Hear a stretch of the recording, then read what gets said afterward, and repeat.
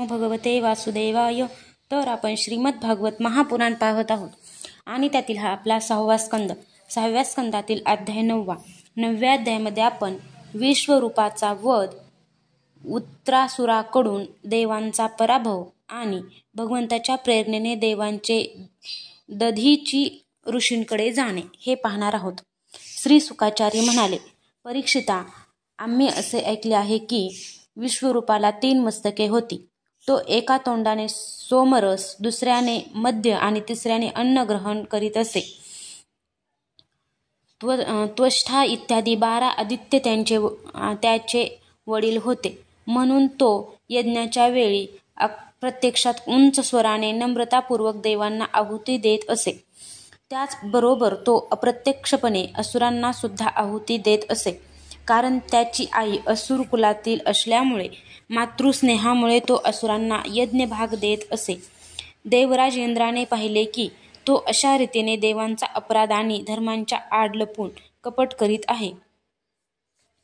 त्यामुळे इंद्र भयभीत झाला आणि रागारागाने त्याने वेगाने त्याची 3ही मस्तके तोडली.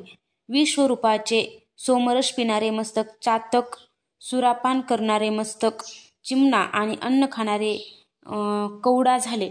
इंद्र ब्रह्महत्येचे ते पाप जरी दूर करू शकत होता तरी त्याने त्याचा ओंजळीने स्वीकार केला आणि 1 वर्षभर त्यातून सुटण्याचा काहीही उपाय केला नाही. त्यानंतर सर्वांच्या समोर आपण शुद्ध होण्यासाठी ते पाप 4 भागात वाटून पृथ्वी, जल, वृक्ष आणि स्त्रियांना दिले. तो 4था भाग स्वीकारताना पृथ्वीने त्याच्या बदल्यात हा वर मागून घेतला की जेथे कुठे खड्डा असेल तो योग्य वेळी आपोआप भरला जावा. तीच ब्रह्महत्या कुठे कुठे ओसाड जमिनीच्या रूपाने दृष्टीस पडते. दुसरा चतुर्थांश वृक्षांनी घेतला. त्याबदली त्यांनी हा वर मागितला की एखादा भाग तोडला गेल्यानंतर तो पुन्हा भरून यावा. अजूनही त्यांच्यात चिकाच्या रूपाने ब्रह्महत्या दृष्टीस पडते. नेहमी कामोत्पत्ती होण्याचा वर मिळवून स्त्रियांनी ब्रह्महत्येचा 3रा भाग स्वीकारला. त्यांची ब्रह्महत्या प्रत्येक महिन्यात रजस्त्रावाच्या रूपाने दृष्टीस पडते. उपयोग करीत राहिल्यानंतरही झरे इत्यादींच्या रूपाने वाढच व्हावी हा वर मिळून पाण्याने ब्रह्महत्येचा 4था भाग स्वीकारला. फेस, बुडबुडे इत्यादी रूपांनी तीच ब्रह्महत्या पाण्यावर दृष्टीस पडते. म्हणून माणूस ते बाजूला सारून पाणी उपयोगात आणतो. विश्वरूपाच्या मृत्यूनंतर त्याचा पिता त्वष्टा, हे इंद्र, शत्रो तू मोठा हो आणि लवकरच आपल्या शत्रूला मारून टाक या मंत्राने इंद्राला शत्रू उत्पन्न करण्यासाठी हवन करू लागला. यज्ञ पूर्ण होताच अन्वाहार्य पचन नावाच्या अग्नीतून एक मोठा भयानक पुरुष प्रकट झाला. तो सर्व लोकांचा नाश करण्यासाठी प्रलयकालीन विक्राळ काळच प्रकट झाला आहे असा वाटत होता. दररोज त्याचे शरीर सर्व बाजूंनी वाना एवढे वाढत असे. तो जळलेल्या पहाडाप्रमाणे काळाकुट्ट होता. संध्याकाळच्या ढगांप्रमाणे त्याची कांती होती. त्याच्या डोक्यावरील केस आणि दाढी मिशा तापलेल्या तांब्याप्रमाणे लाल रंगाच्या, तसेच डोळे मध्यान्हीच्या सूर्याप्रमाणे प्रखर होते. 3 पात्यांचा चमकदार त्रिशूल घेऊन तो नाचत, ओरडत आणि उड्या मारीत असे. तेव्हा पृथ्वीचा थरकाप होऊन आणि असे वाटत असे की त्या त्रिशूलावर त्याने अंतरिक्षाला झेलले आहे. तो वारंवार जांभई देत असे. त्यामुळे जेव्हा त्याचे गुहेसारखे खोल विक्राळ दाढा असलेले प्रचंड तोंड उघडले जाईल तेव्हा असे वाटत असे की तो सर्व आकाश पिळून टाकील, जिभेने सर्व नक्षत्रे चाटून घेईल आणि 3ही लोक गिळून टाकील. त्याचे भयानक रूप पाहून सर्व लोक घाबरले आणि इकडे तिकडे पळू लागले. त्वष्ट्याच्या तमोगुणी मुलाने सर्व लोक व्यापले होते. म्हणून त्या पापी आणि अत्यंत क्रूर पुरुषाचे नाव वृत्र असे पडले. मोठमोठे देव आपापल्या अनुयायांसह एकाच वेळी त्याच्यावर तुटून पडले आणि आपापल्या दिव्य शस्त्रांनी त्याच्यावर प्रहार करू लागले. परंतु वृत्रासुराने ती सर्व गिळून टाकली. तेव्हा चकित व निस्तेज झालेले ते सर्वजण उदास झाले आणि एकाग्र चित्ताने आपल्या हृदयात विराजमान असलेल्या आदिपुरुष नारायणांची स्तुती करू लागले.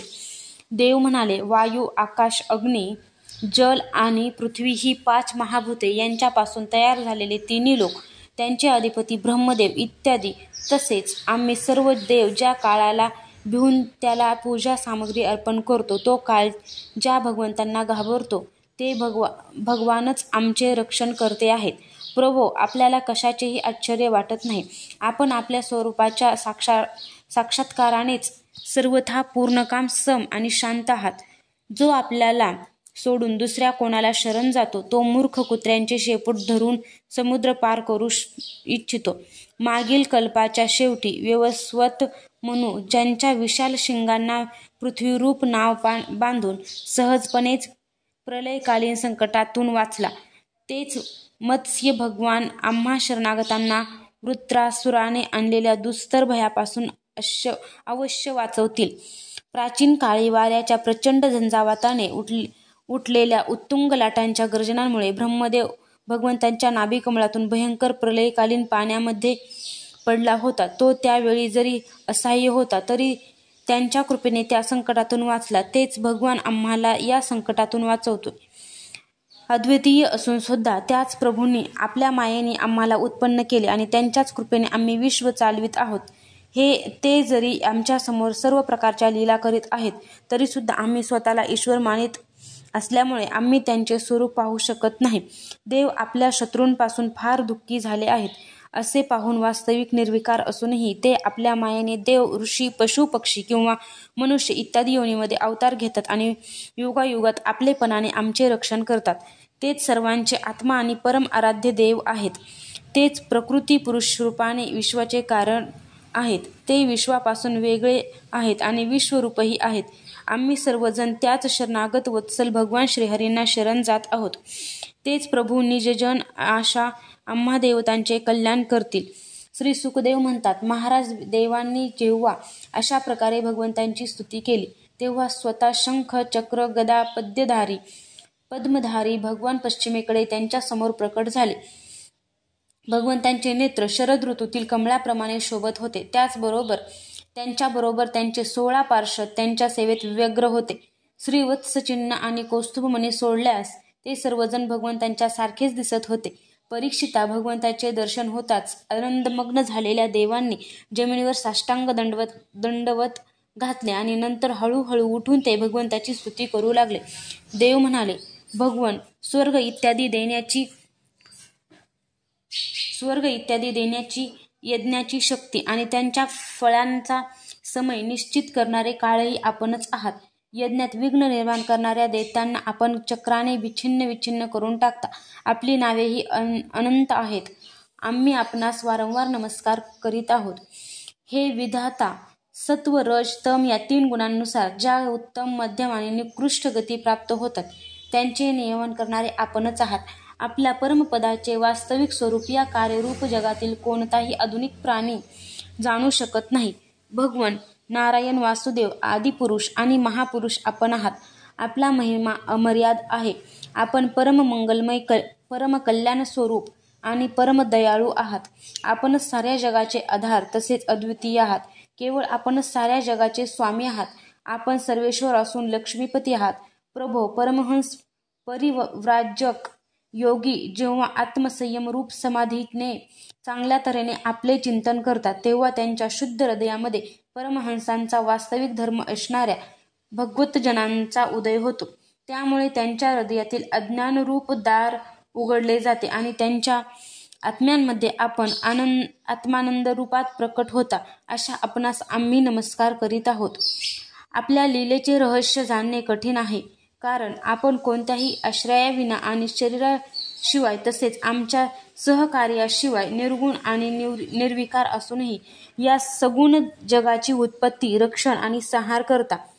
ही गोष्ट नीटपणे आमच्या लक्षात येत नाही की या सृष्टीत देवदत्तासारख्या एखाद्या व्यक्तीप्रमाणे उत्पन्न होऊन आपण कर्माच्या अधीन होऊन आपण केलेल्या चांगल्या वाईट कर्मांचे फळ भोगता की आत्माराम, शांत स्वभावयुक्त व सर्वांना समदृष्टीने पाहणारे होऊन साक्षीभावाने राहता.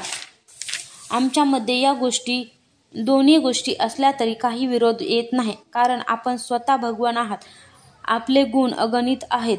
आपला महिमा अगाध आहे आणि आपण सर्व शक्तिमान आहात. आधुनिक लोक अनेक प्रकारचे विकल्प, वितर्क, विचार, खोटी प्रमाणे आणि कुतर्काने भरलेल्या शस्त्रांचे अध्ययन करून आपले हृदय दूषित करून घेतात आणि याचमुळे ते दुराग्रही बनतात. त्यांच्या वादविवादात पडण्यास आपणास सवडही नाही. आपले खरे स्वरूप सर्व मायामय पदार्थांच्या पलीकडचे विशुद्ध आहे.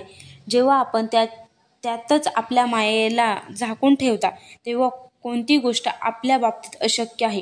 कारण आपल्यामध्ये कर्तृत्व, भोगकर्तृत्वही नाही आणि उदासीनताही नाही. आपण दोहोंहून विलक्षण व अनिर्वचनीय आहात.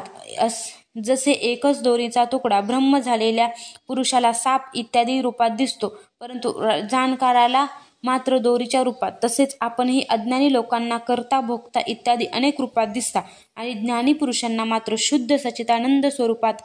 कारण आपण सर्वांच्या बुद्धीनुसार रूप धारण करता. आपण सर्व वस्तूंमध्ये त्या वस्तूंच्या रूपाने राहता. सर्वांचे स्वामी आहात आणि संपूर्ण जगाचे कारण असलेले ब्रह्मदेव, प्रकृती इत्यादींचेही कारण आहात. आपण सर्वांचे अंतर्यामी अंतरात्मा आहात. म्हणून जगातील सर्व गुण रूपात दिसता आणि श्रुतींनी मात्र सर्व पदार्थांचा निषेध करून फक्त आपल्यालाच शिल्लक ठेवले आहे. हे मधुसूदना, आपला महिमा अमृतमय रसाचा समुद्र आहे. त्यातील लहानशा थेंबाचाही केवळ एक वेळ स्वाद चाखल्याने हृदयात परमानंदाची निरंतर धारा वाहू लागते. त्यामुळे इह परलोकींच्या विषयभोगांच्या सुखाचा आभास विसरले आहेत. अशा सर्व प्राण्यांचे प्रिय सुहृदय आणि सर्वात्मा असणाऱ्या आपणा परमात्म्यामध्ये जे आपले मन निरंतर लावून ठेवून आपल्या चिंतनाने सुख लुटतात, ते आपले अनन्य प्रेमी परमभक्तच आपल्या स्वार्थात निपुण आहेत. तेच भक्तिजन आपल्या चरणकमलांच्या सेवनांचा त्याग करीत नाहीत, कारण त्यामुळेच त्यांना या जन्ममरण रूप संसारात परत यावे लागत नाही. प्रभो, आपण त्रैलोक्याचे आत्मा आणि आश्रयी आहात. आपण आपल्या 3 पावलांनी सर्व जग व्यापले आहे आणि आपणच तिन्ही लोकांचे संचालक आहात. आपला महिमा त्रैलोक्याचे मन हरण करतो. दैत्य, दानव आणि असुर या आपल्याच विभूती आहेत, यात संशय नाही. परंतु आताची वेळ ही त्यांच्या उन्नतीची नाही, असा विचार करून आपण आपल्या योगमायेने देव, मनुष्य, पशु, नृसिंह, मत्स्य इत्यादी जलचरांच्या रूपात अवतार घेऊन त्यांच्या अपराधानुसार त्यांना दंड देता.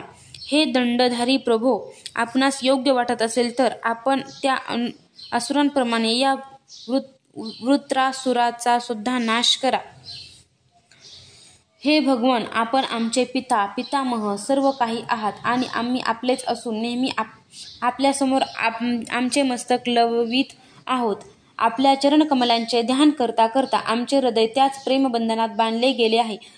आपण आमच्या समोर आपल्या दिव्य गुणांनी युक्त सगुण रूप प्रकट करून आम्हाला आपलेसे केले आहे. म्हणून हे प्रभो, आम्ही आपणास अशी प्रार्थना करीत आहोत की आपण आपल्या दयार्द्र, विमल, सुंदर आणि शीतल हास्ययुक्त अंतकरणाने, तसेच आपल्या मुखारविंदातून बाहेर पडणाऱ्या मनोहर वाणीरूप सुमधुर अमृतबिंदूंनी आपल्या हृदयाचा ताप शांत करावा, आमची आंतरिक ज्वाला विझवावी. प्रभो, अशा अग्नीच्या अंशभूत असणाऱ्या ठिणग्या अग्नीला प्रकाशित करण्यास असमर्थ असतात, त्याचप्रमाणे आम्ही सुद्धा आमचा कोणताही स्वार्थ परमार्थ आपल्यापुढे निवेदन करण्यास असमर्थ आहोत. आपणास आम्ही सांगावयाचे तरी काय म्हणा, कारण आपण दिव्य मायेने संपूर्ण जगाची उत्पत्ती, स्थिती आणि लय करण्याची लीला करीत आहोत. तसे सर्व जीवांच्या अंतःकरणामध्ये आणि बाहेरही ब्रह्म प्रधान आणि अंतर्यामींच्या रूपात विराजमान असता. जगातील देश, काल, शरीर आणि अवस्था यांचे उपादान, कारण आणि कार्यरूपामध्ये आपणच असता. आपण सर्व वृत्तींचे साक्षी आहात. आपण आकाशाप्रमाणे सगळीकडे आहात, निर्लिप्त आहात. आपण स्वतः परब्रह्म परमात्मा आहात. म्हणून आम्ही ज्या इच्छेने येथे आलो आहोत ती स्वतःच जाणून पूर्ण करा. आपण अचिंत्य ऐश्वर्य संपन्न आणि जगाचे परमगुरू आहात. आम्ही विविध पापांचे फळ असणाऱ्या जन्म मृत्यू रूप संसाराचे कष्ट दूर करणाऱ्या आपल्या चरणकमलांच्या आश्रयाला आलो आहोत. हे सर्व शक्तिमान श्रीकृष्णा, वृत्रासुराने आमचा प्रभाव आणि शस्त्रास्त्रे गिळून टाकली आहेत आणि आता तो तिन्ही लोकांना ग्रासू लागला आहे. आपण त्याला मारून टाकावे. हे प्रभो, आपण शुद्ध स्वरूप, हृदय स्थित, सर्वांचे साक्षी, अनादी आणि उज्ज्वल कीर्ती संपन्न आहात.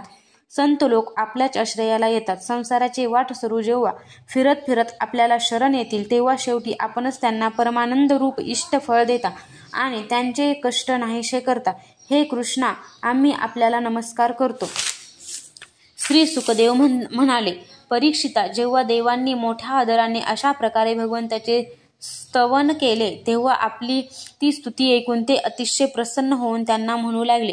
श्री भगवान म्हणाले, श्रेष्ठ देवांनो, तुम्ही स्तुतियुक्त यज्ञानाने आमची उपासना केली आहे. यामुळे मी तुमच्यावर प्रसन्न झालो आहे. या स्तुतीमुळे जीवांना आपल्या खऱ्या स्वरूपाची स्मृती आणि माझी भक्ती प्राप्त होते. हे श्रेष्ठ देवांनो, मी प्रसन्न झाल्यावर कोणती वस्तू दुर्मिळ आहे, तरी पण माझे अनन्य प्रेमी तत्वेत्ते भक्त माझ्या व्यतिरिक्त आणखी कशाचीच इच्छा करीत नाहीत. जगातील विषयांना सत्य मानणारा अज्ञानी मनुष्य आपले खरे कल्याण जाणत नाही. तसेच जो कोणी त्याच्या इच्छेप्रमाणे त्याला विषयच देतो, तो सुद्धा अज्ञानीच होय.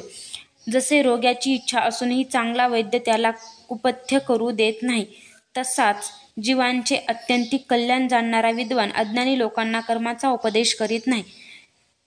हे इंद्रा, तुझे कल्याण असो. आता उशीर करू नको. ऋषी श्रेष्ठ दधीची यांच्याकडे जा. त्यांचे जे शरीर उपासना, व्रत आणि तपश्चर्येमुळे अत्यंत बलवान झाले आहे, ते त्यांच्याकडून मागून घे. दधीची ऋषींना शुद्ध ब्रह्मांचे ज्ञान आहे. अश्विनी कुमारांना घोड्यांच्या डोक्याने उपदेश केल्या कारणाने त्यांचे एक नाव अश्वशीर असेही आहे. त्यांनी उपदेश केलेल्या आत्मविद्येच्या प्रभावानेच दोन्ही अश्विनी कुमार अमर झाले.